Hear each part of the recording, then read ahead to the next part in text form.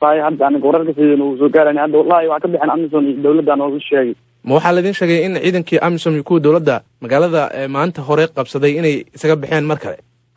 ilaa 7 kilomitir meel u jirtay oo u dhaqaaqeen aan soo gaartay marka magaalada yaa jooga aad maqasheen hadda wallahi magaalada hadda sida ku heleen shabaabna gacanta ku maay magaalada Faaruq waa hadda wararkaas aan soo gaaray marka maxaa la idin sheegay in ciidankii Amazon ee aadan yabal joogay in halka isaga baxaan wallahi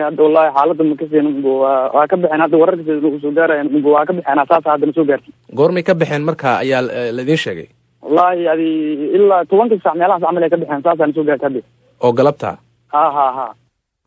kaasina wuxuu ahaa Maxamed Cabdiraxmaan Maxamed oo kamid ah dadka deegaanka iyo aadan yabaal oo u waramayay wariyaheena Jamaal Axmed Cusmaan. ciidamada dawladda Soomaaliya ee gacanta ka helaya kuwa Itoobiya ee qaybta ka ah AMISOM ayaa saacadihii hore ee maanta waxa ay al-shabaab kala wareegeen gacan ku haynta degmada aadan yabaal ee gobolka Shabeellaha Dhexe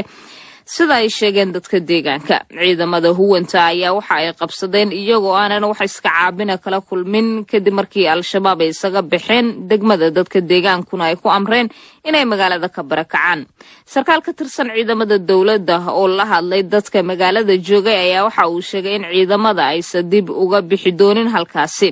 ila xogogaal ayaa VOA-da dhanka kale waxa ay u sheegeen in markii ay al-shabaab ka bixeen ay duleedka magaalada aadan yabaal ku dileen 4 qof oo ay ku eedeeyeen in ay u basaasayeen dhinaca dawladda. AMISOM iyo ciidamada dawladda ayaa muddo bil ah ka hor qabsaday degmadaasi aadan yabaal balse maalmo kadib ayay dib haddana uga bixin iyagoo aanan sheegin wax sababa.